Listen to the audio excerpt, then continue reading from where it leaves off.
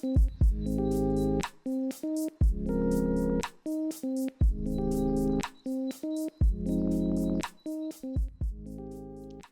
and welcome to Almost 30 Podcast. Hi, everyone. Welcome to the show. So glad you're here.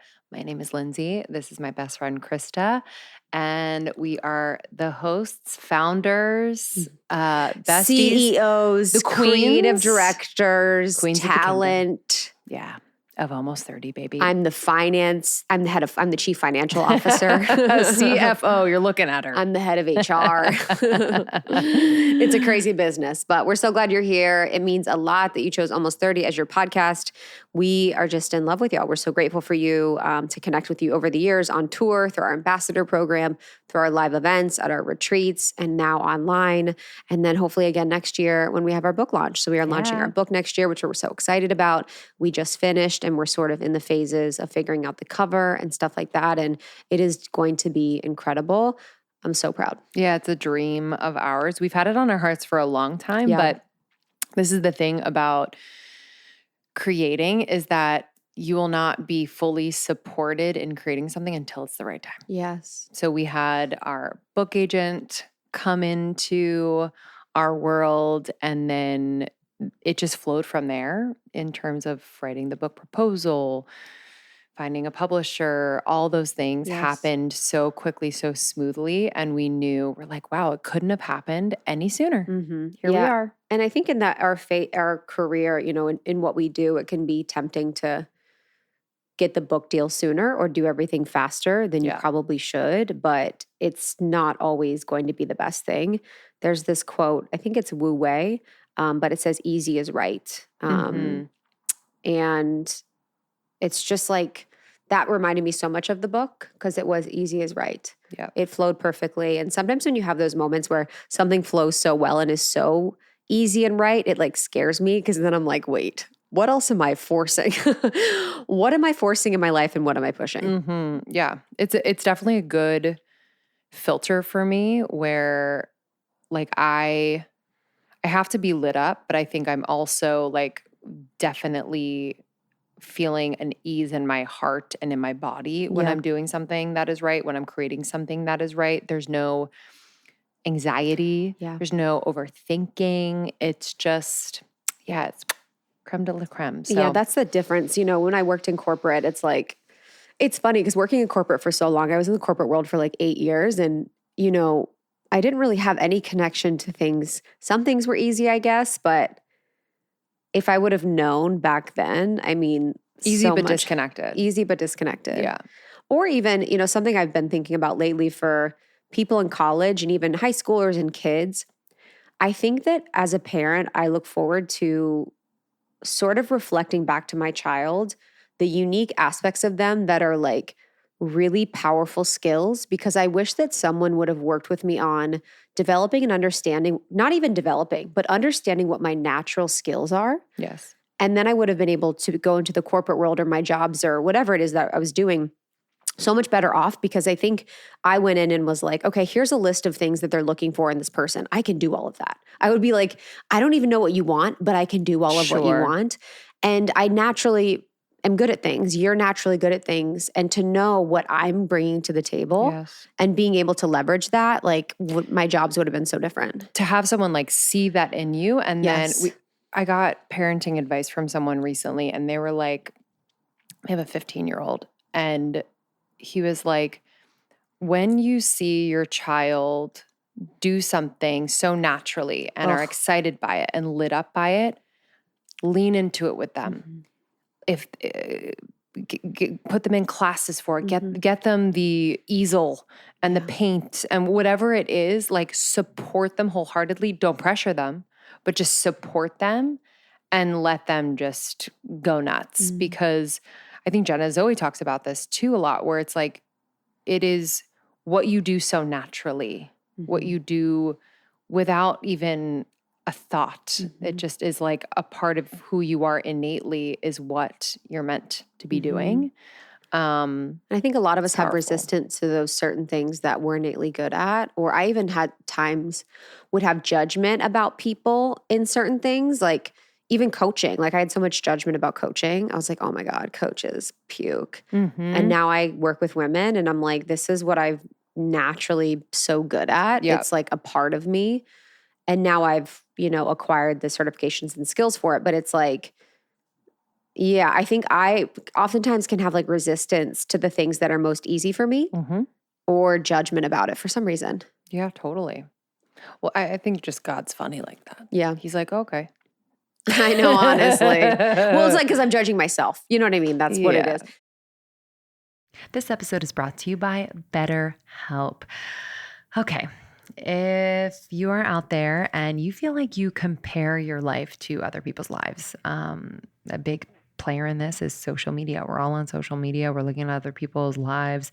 We think it is how their lives really are, but we truly gotta know it's the highlight reel. But I still find myself comparing at times. And what I know is that comparison is the thief of joy, y'all. And it's really easy to do. But what's helped me is to bring this to therapy, to talk to my therapist about what I am comparing about other people's lives, why I might be doing this, and how we can really start living our best lives and really looking at our lives as this incredible creation, both the highs and the lows that are truly benefiting us and our souls here on earth.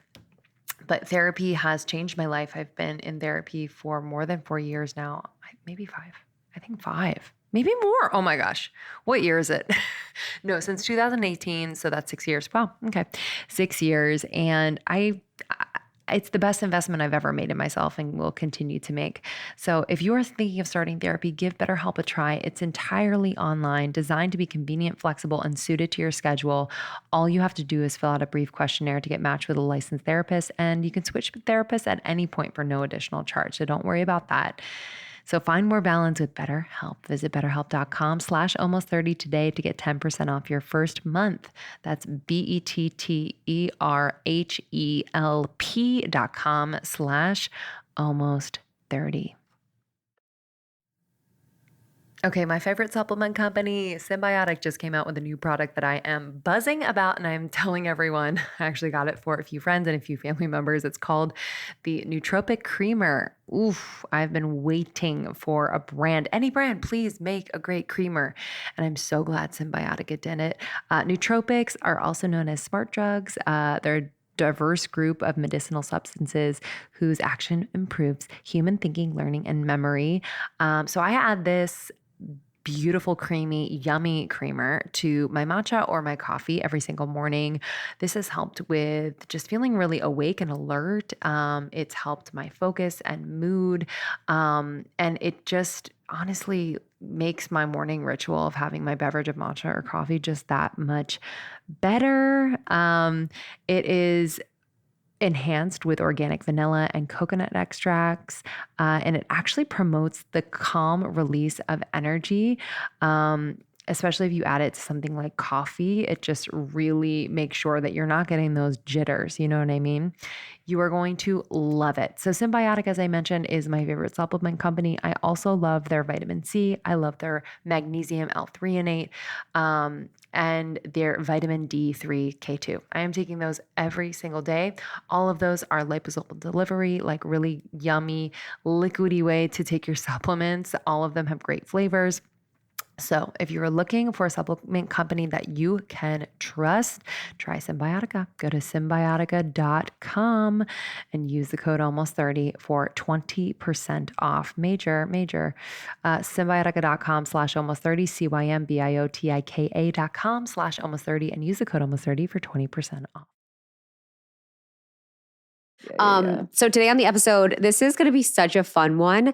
Lindsey and I do solo episodes where we hang out with y'all once a month. It's just fun to connect and kind of just have a little bit more relaxed time together. We can hang on YouTube and it's just like girls talking. And I had this idea this morning for an episode on quotes to live by and just thinking about those quotes that really hit, whether it's on Instagram or some of my favorites from books.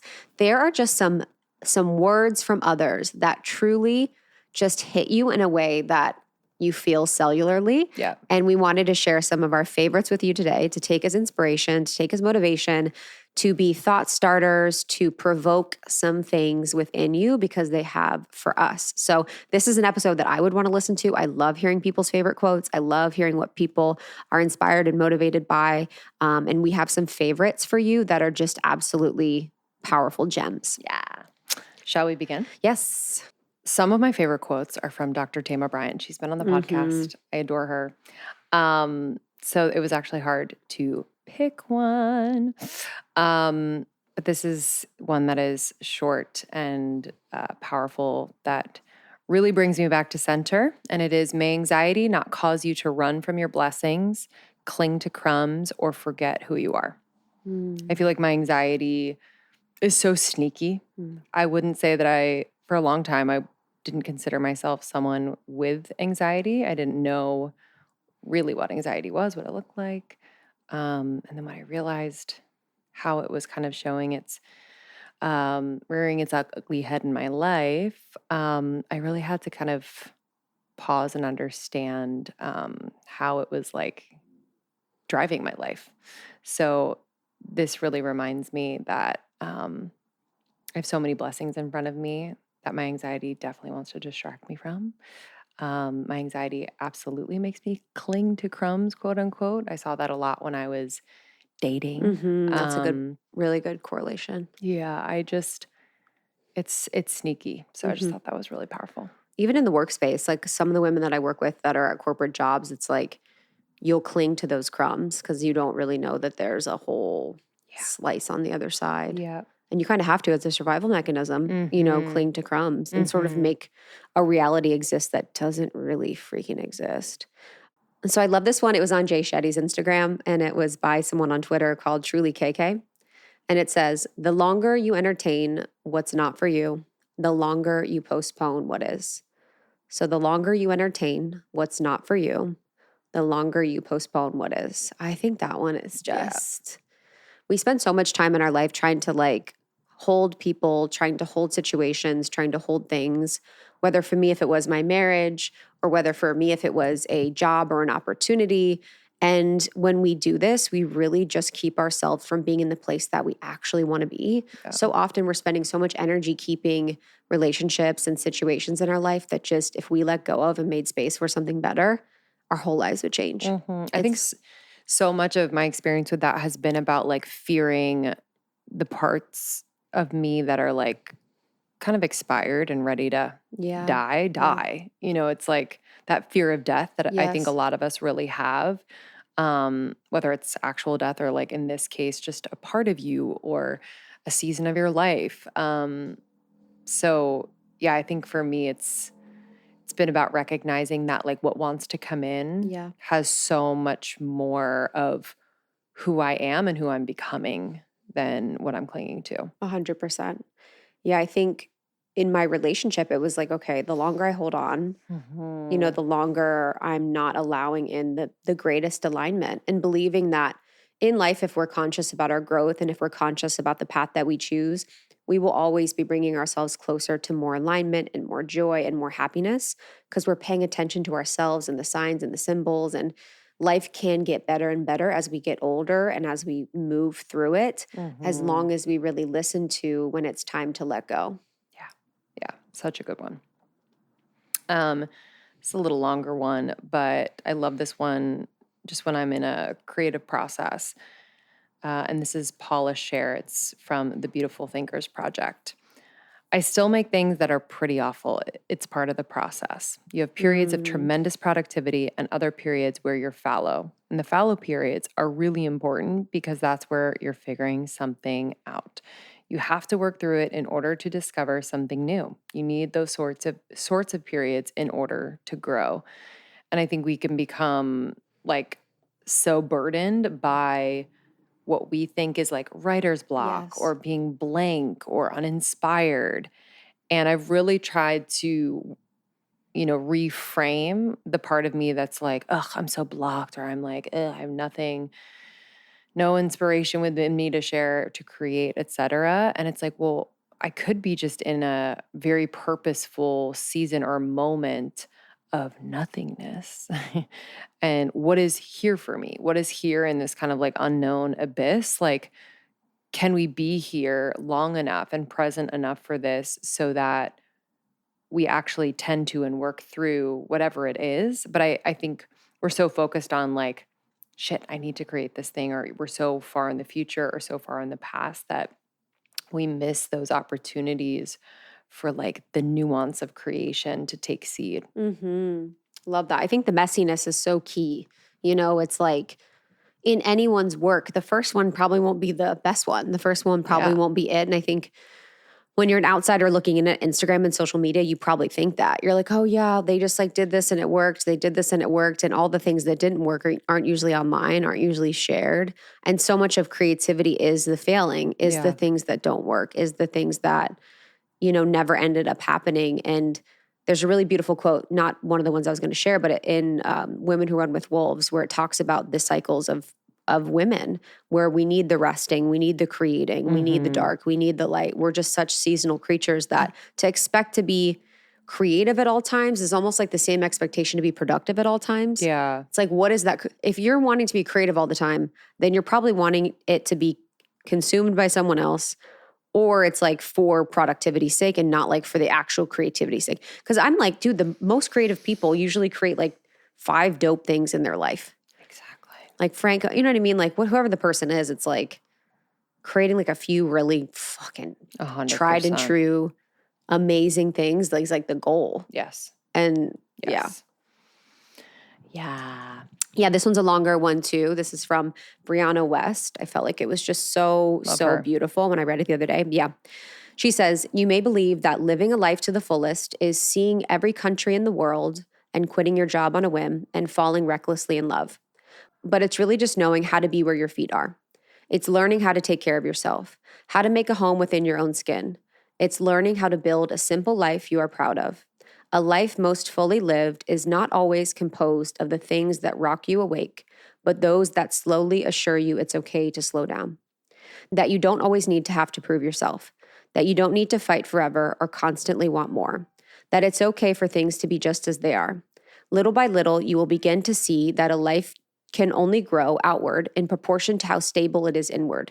That if the joy is not in the little things first, the big things won't fully find us. I love that. I love her writing. I know, me too. I really love that if the joy is not in the little things first, the big things won't fully find us. I mean, that is like in all, so many of the spiritual teachers, you know, that teach, it's kind of the gratitude principle, or if you aren't grateful for the small things you have in your life, then you won't be gifted with the bigger things. So that's being grateful for the meal in front of you, for the clothes on your back, for the relationships that you do have, because that sort of momentum really builds to provide you and gift you with a life that you really love.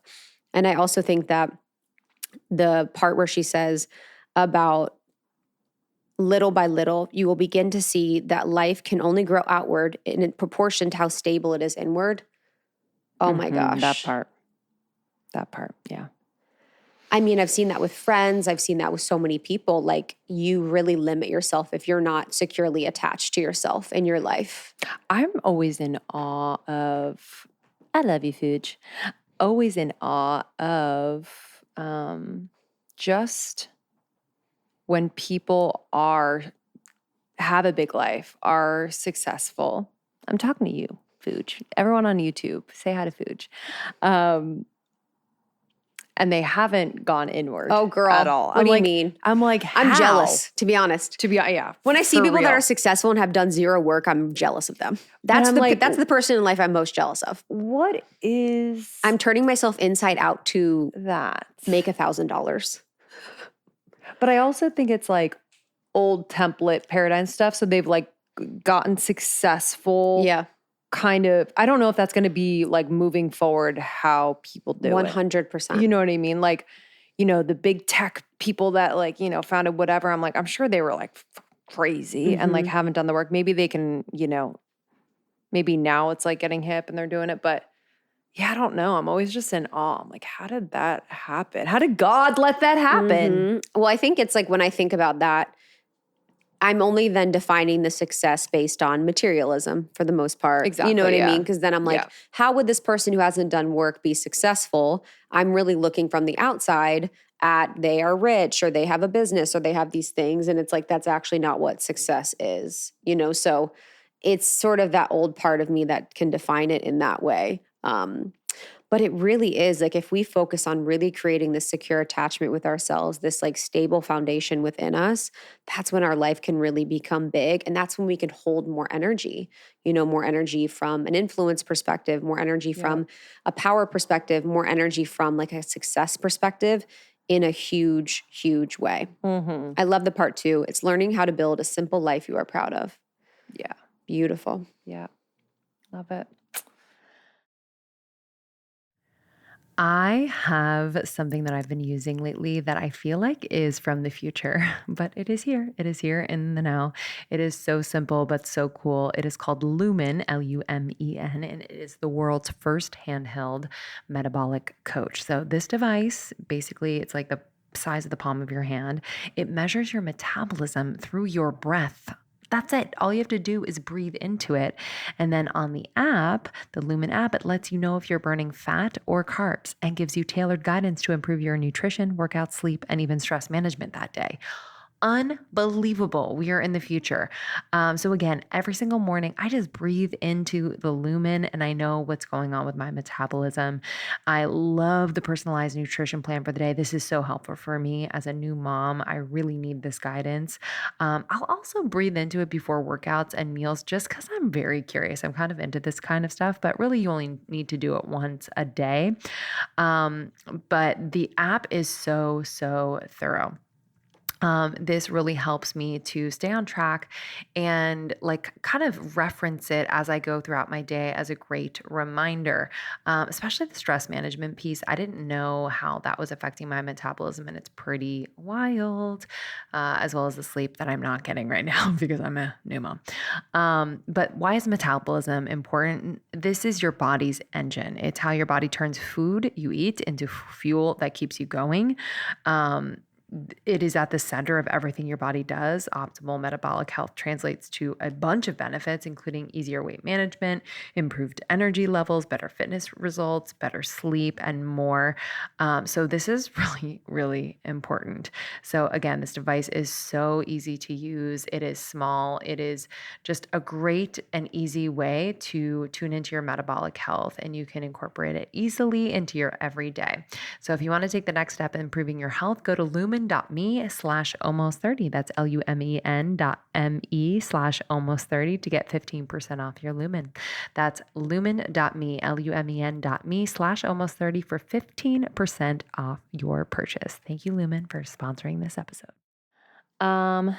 This is a simple one, but bears reminding. This is from Dr. Jim Reeve, and he says, "Why am I going through this? God will often allow us to experience it before he explains it."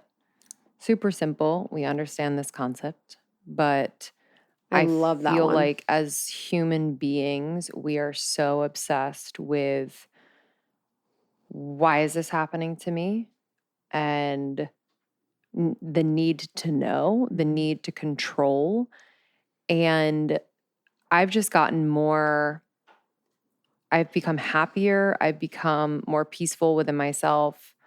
The list goes on because I've kind of surrendered this need to know and understand what's happening right now. Yes, 100%. Mm-hmm. It's like my mind loves to go there and it's exhausting and just steals my joy a lot of the time. Yep. So bears reminding. I love that. That's like this quote by Richard Rudd. Adventure is what happens when the human spirit breaks free from the mind. Love that. It's like so good. Just thinking about that and really letting go of the plan, letting go of what you perceive to be best. Like I shared this on my Instagram the other day. I'm like, you can get your list or you can have what God wants for you. And like, if we think from our small mind, and I think about this a lot in dating, David Guillaume said this on the podcast recently. He's like, the thing about manifestation of love is you can get everything on your list. You can have someone that's this height, that makes this amount of money, whatever. Or you can have someone that is like uniquely designed for you from a divine perspective that has things that you wouldn't even think of. Like, because I'm like, I have manifested the list and it was good, but it obviously wasn't the person. And we just can't comprehend how good it can get. So I think that's such a good one. Yeah. Because I don't think we, I don't think we necessarily will put on our list the things in another person that will help us to grow. That's a good one. Yeah, you're like, you don't say like calls me out on my bullshit. Yeah, and you're like, and then when it happens, you're like, but you understand, it's such a beautiful thing. So I think lists are powerful to a point. Like agreed. I always tell people just in terms of like when they're dating single, I'm like, the list can be powerful, but it can also totally fuck you up.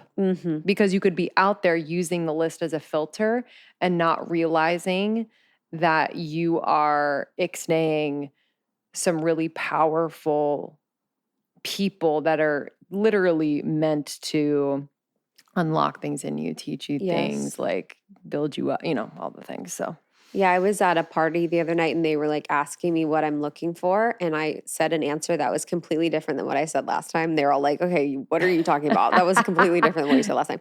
And I just realized I'm like, I'm looking for an energy.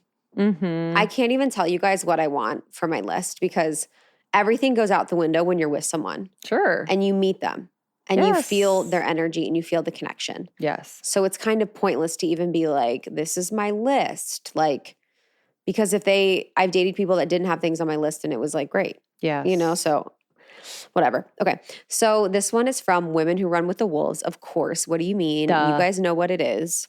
It is time. Though fairy tales end after 10 pages, our lives do not. We are multi-volume sets. In our lives, even though one episode amounts to a crash and burn, there is always another episode awaiting us and then another. There are always more opportunities to get it right, to fashion our lives in the ways we deserve to have them. Don't waste your time hating a failure. Failure is a greater teacher than success. Failure is a greater teacher than success is so huge. Yeah. Like, it's funny that she wrote that quote and it wasn't like Gary Vee. It's He's like probably repurposed it. Honestly, so many people probably repurposed. But I just love the life as a multi-volume set. Like that is something I just am obsessed with because I think in our lives we can think that it all has to make sense, that we have to know the ending, we have to know the beginning. But like the hero's journey is going into the unknown. You don't know if you're coming back. You don't know where you're going. You're going into the woods, leaving your home and everything you've known behind for that adventure. Yes. And to know that there's going to be so many different volumes of our life. I mean, I think for myself, it's like I had my raver girl days. I had my corporate girly days. I had my fashion blogger days. I had like marketing, girl days. Like I've just done so many different things. I've been so many different versions and I will continue to do that. And the more that I was able to embrace that and cherish that and love that, the more me I've become and the more I've been able to see my life as like a really fun thing that my soul gets to come here on earth to do. Completely. I mean, when I liberated myself to like actually feel that and be excited for that rather than having my life like planned out, it was the best thing ever. Like I'm just excited in 20 years. What am I going to be doing, creating, and where am I going to be and who am I going to be with? And a coach said this to me one time, that you don't owe anyone continuity. And like we were talking about specifically social media. Oh, I remember that. That was very powerful. And I was like, but it's also just for life. It's like I don't owe myself a continuity in my story to have it like make perfect sense and connect every dot, but looking back you could connect dots. It's the most liberating thing. And I think, our school system especially, like I think puts us on this track to kind of like pick one thing or one or two things and like just go at it. And like we're not celebrating the multi-dimensionality of people, the multi-talents of people, the multi-gifts of people, and how we can actually like live and express that in our life and not just like in our job. Yes. We're not robots. We're not like just born to be little worker bees. Yep. Like we're meant to fully live our life. So I love that one. 100%. And I felt like we'd be remiss if we didn't have a quote from Peta Kelly, who's a dear friend. She's just such a G. She like, her writing is so amazing. The best. Like just the best. This is from Earth is Hiring. And her Instagram is Peta Kelly, or her Instagram is Peta Jean. So you can find her there too. She has a Substack, but she's just such a prolific writer. So she says, human AF isn't just about being authentic. It's not about posting a photo with messy hair and hashtag the real me. It's not about sharing a teeny bit of struggle on Facebook. Guys, my creativity is blocked. See, even people like me have tough days. That still has a tone of, I have my shit together. Being human AF is about being authentic about where we're being inauthentic. Like saying, you know what, guys? I've been saying that I'm totally on board with this climate change thing, but behind the scenes, I've made 0 changes in my life. 'Cause you're human AF. It's about recognizing the part of us, thoughts, behaviors, or feelings that are so in opposition of who we think we are, that we can barely even admit them to ourselves. Like how you're a spiritually sound light worker who meditates wearing white in the mornings and practices Reiki to heal others, but 10 minutes later pulls the finger at someone who cuts you off on the freeway yelling, fuck off, dickhead, because you're human AF. And because road rage is real. Human AF is about being honest about where we are being hypocritical, where we're saying one thing and practicing another, where we're still really struggling with ourselves in an area we claim to have nailed. Like being a really powerful health and wellness coach and preaching healthy habits, yet in the evening you still eat 45 grams of sugar before bed because you just haven't quite nailed the harmonious relationship with food you're teaching to others. These so-called dualities, good versus bad, positive versus negative, are not dualities at all. The Reiki and the road rage are equal parts magic and human. Love. So good. Love, love, love. So good. Yeah. Peta always nails it. Mm-hmm. Always nails it. Yeah, I think we can get really tripped up in this like inner work, spirituality thing that we find ourselves in and so fascinated by and captivated by for really good reason. But I think that, we can create hierarchies that don't exist. We can create just this unrealistic and really detrimental view of whether it's ourselves or our path that limits us when we think it's actually like supporting us, but it's really limiting us. So to celebrate the human parts of who we are and not hiding that and actually have that be what we're able to embody as well is so powerful. Yeah, it's the masks, it's the identities and the masks that we wear where we're like, I am this person. That's like so many of the people that were so pro women that got called out. You know what I mean? Like it's usually the people that are like yelling the loudest that are often hiding the most. Yes. And so I think it's just so, I just love that whole element of like, it can be the duality. It can be everything. Like I can be an amazing teacher and then also have bad days. Yeah. And it's all, I think it's funny because it's kind of through the lens of social media because there's an element of like being perceived in that. Sure. Where you have to be perceived in a way where you're trying to make a perception of being authentic, but it's not.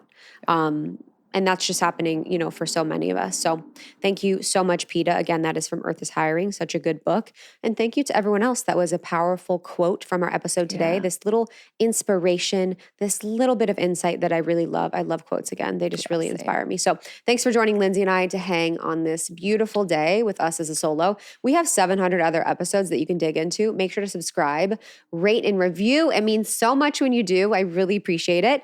YouTube is where we're at on video. Come kick it. The studio is looking beautiful. If you were watching on YouTube, you saw my cat come grace us with her presence. She's now looking angrily. She's still here looking angrily at us because she wants to join. Almost30.com for partners, for more information about us, to calculate your Saturn return for free. You can check us out on socials, on TikTok and Instagram, Almost 30 Podcast. You can find me on Instagram at It's Krista. And I am at Lindsey Simsick. Thank you all so much. We love you. We'll see you next time. We love you guys. Bye.